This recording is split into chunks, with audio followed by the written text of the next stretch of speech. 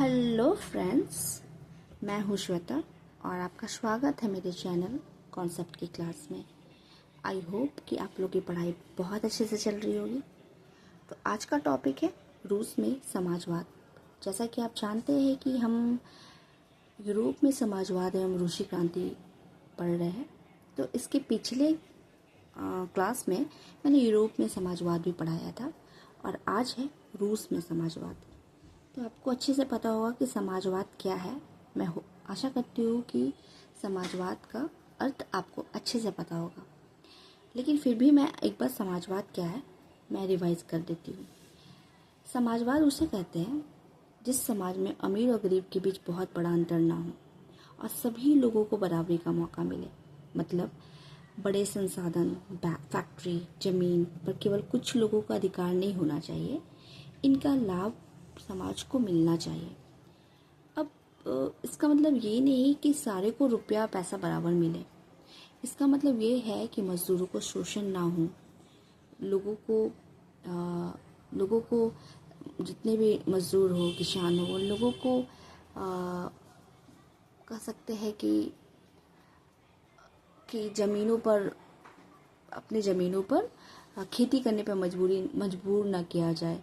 अगर मैं पूंजीपति हूँ, मेरे पास बहुत सारे खेत है, बहुत सारी ज़मीन है, तो उन लोगों का भी बराबर का हक हो।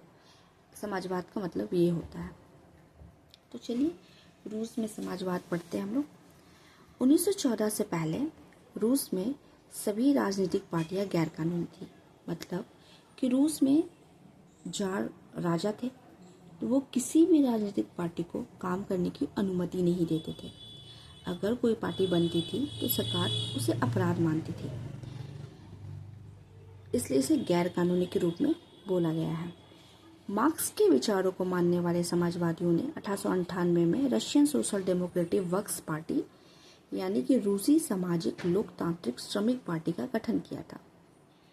मतलब कार्ल मार्क्स के विचारों से प्रभावित कुछ लोगों ने 1898 में Russian social democratic works party बनाई, जिसका उद्देश्य यह था कि मजदूरों के अधिकारों की रक्षा करना, समाजवाद लाना, जार के शासन के विरुद्ध होना। सरकारी आतंक के कारण इस पार्टी को गैरकानूनी संगठन के रूप में काम करना पड़ता था। मतलब कि छुपकर काम करना पड़ता था, क्योंकि वो अपराध मानते थे। इस पार्टी का एक अखबार निकलता था। जैसा कि हम जानते हैं कि हर एक पार्टी जो बनती है उसकी अखबार होती है, तो इनका भी एक अखबार निकलता था। उसमें मजदूरों को संगठित किया जाता था, उनके अधिकारों के बारे में बताया जाता था और हड़ताल आदि कार्यक्रम किए जाते थे। कुछ रूसी समाजवादियों को लगता था कि रूसी किसान जिस तरह समय समय पर जमीन बांटते हैं, उससे पता चलता है कि वह स्वाभाविक रूप से समाजवादी भावना वाले लोग हैं। मतलब कि रूस के किसान समय समय पर जमीन बांटते थे। इसे देख के समाजवादियों ने सोचा, ये किसान तो पहले से ही बराबरी पे विश्वास करते हैं, इसलिए ये समाजवाद को आसानी से अपनाएंगे। और इसी आधार पर उनका मानना था कि रूस में मजदूर नहीं बल्कि किसान ही क्रांति की मुख्य शक्ति बनेंगे। यूरोप के अन्य देशों में मजदूर क्रांति करते थे, बट रूस में किसानों की संख्या अधिक थी। जैसा कि मैंने आपको पिछले क्लास में बताया था कि जनसंख्या का मतलब जनता का 85% जनता खेती करती थी, तो किसानों की संख्या अधिक थी, इसलिए वो किसान ही क्रांति की मुख्य शक्ति बनेंगे, ऐसा सोचते थे।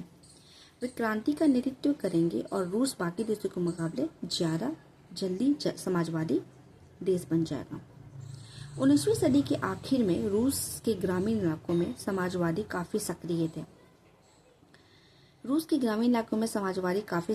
थे। से कहने का मतलब ये था कि लोग गाँव में जा के उनके अधिकार बताते थे, उनके लिए खड़े होते थे। तो हम ऐसा कर सकते थे कि समाजवादी काफ़ी सक्रिय थे। 1900 में उन्होंने सोशलिस्ट रेवोल्यूशन पार्टी, समाजवादी क्रांतिकारी पार्टी का गठन कर लिया। 1900 ईस्वी में एक और पार्टी का गठन हुआ, जिसका नाम क्या था? Socialist revolutionary party. इस पार्टी ने किसानों के अधिकारों के लिए संघर्ष किया और मांग की कि सामंतों के कब्जे वाले जमीन फौरन किसान को सौंप दी जाए। तो इनका भी उद्देश्य क्या था? किसान के अधिकारों के लिए संघर्ष करना और जमींदारों के पास जो जमीन है उन्हें किसानों के सौंप दिया जाए। किसानों के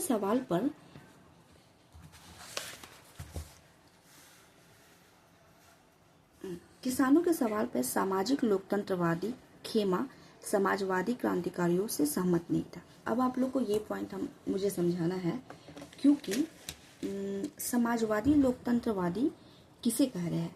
जहाँ पे हम लोगों ने पढ़ा था ये बात, सामाजिक लोकतांत्रिक श्रमिक पार्टी, इसी के सदस्य को ही सामाजिक लोकतंत्रवादी कह रहे हैं।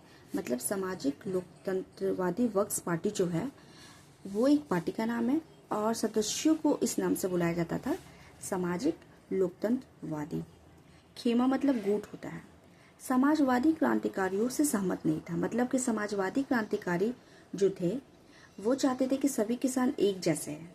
उनका कहना था सभी किसान एक जैसे हैं, जमींदारों के खिलाफ उनको लड़ाई लड़नी चाहिए। लेकिन वो इस विचार से सहमत नहीं थे। कौन नहीं थे? सामाजिक लोकतंत्रवादी। अब यहाँ पे जो आपको मैं बताना चाहूँगी कि रूसी सामाजिक लोकतांत्रिक श्रमिक पार्टी जो है ये 1903 में मतभेद हो गया था इस पार्टी में, ठीक है। तो जिसकी वजह से दो गुट बन गए थे। दो गुट कौन से बने थे? एक गुट का नाम था बोल्शेविक, एक गुट का नाम था मेंशेविक, ठीक है। ये मेंशेविक, ठीक है। तो बोल्शेविक के नेता कौन थे? लेनिन थे। तो लेनिन का मानना था कि किसानों में एकजुटता नहीं है, वे बटे हुए हैं। कुछ किसान गरीब थे तो कुछ अमीर, कुछ मजदूरी करते थे तो कुछ पूंजीपति थे। तो जो नौकरी की खेती करवाते थे, इन आपसी विभेदों के चलते वे सभी समाजवादी आंदोलन का हिस्सा नहीं हो सकते। इसका मतलब ये है कि समाजवादी क्रांतिकारी पार्टी कहती थी कि सभी किसान एक जैसे हैं, इसीलिए सभी किसानों को जमींदार के खिलाफ लड़नी चाहिए। इससे वो सहमत नहीं थे, सामाजिक लोकतंत्रवादी, ठीक है। तो उनके जो नेता थे लेनिन, इससे सहमत नहीं था। उनका कहना था कि सभी किसान एक जैसे नहीं हैं। गरीब किसान खुद खेतों में मेहनत करते थे और कई बार दूसरों के यहाँ मजदूरी भी करते थे। अमीर किसान के पास ज्यादा जमीन थी, वे अपनी जमीन पर मजदूर रखकर खेती करवाते थे। इसलिए लेनिन का कहना था गरीब और अमीर किसान ही प्राथमिकता अलग अलग है। जैसे एक साथ मतलब अगर गरीब किसान है तो उनकी प्राथमिकता अलग है, अमीर किसान है तो उनकी प्राथमिकता अलग है। तो कैसे एक साथ समाजवादी आंदोलन में शामिल होंगे? ये लेनिन का कहना था। दूसरा पैराग्राफ में क्या कह रहा है? सांगठनिक रणनीति के सवाल पर पार्टी में गहरे मतभेद थे। मतलब कि पार्टी कैसे चलाई जाए और उनमें कौन सदस्य बने, इस बात पे नेताओं के बीच बड़ा विवाद होता था। कौन से नेता? एक बोल्शेविक पार्टी के थे जो सामाजिक लोकतंत्रवादी थे, तो लेनिन थे उसके नेता, और एक मेंशेविक पार्टी के थे जिसके नेता कौन थे? जूलियस मार्तोव, ठीक है। तो ये दोनों नेताओं में यही बहस होती थी कि पार्टी कैसे चलाया जाए और उनमें कौन कौन सदस्य बने, ठीक है। आगे बढ़ते हैं। व्लादिमीर लेनिन जो बोल्शेविक खेम के मुखिया थे, जैसा कि मैंने आपको बताया, सोचते थे कि जार शासित रूस जैसे दमनकारी समाज में पार्टी अत्यंत अनुशासित होनी चाहिए। उनका कहना था कि लेनिन का कहना था कि पार्टी छोटी हो लेकिन अनुशासित हो, भरोसेमंद हो और सक्रिय हो, मतलब काम करने वाले हो। पार्टी के नेताओं का सदस्यों का पूरा नियंत्रण हो ताकि पुलिस हो या राजा हो या सरकार हो पार्टी को आसानी से खत्म ना कर सके। दूसरी तरफ जो खेमा थे, मतलब गुट था, मतलब मेलसेविक थे, ऐसा भी आप कह सकते हो, मेलसेविक कह सकते हो, खेमा कह सकते हो, गुट कह सकते हो।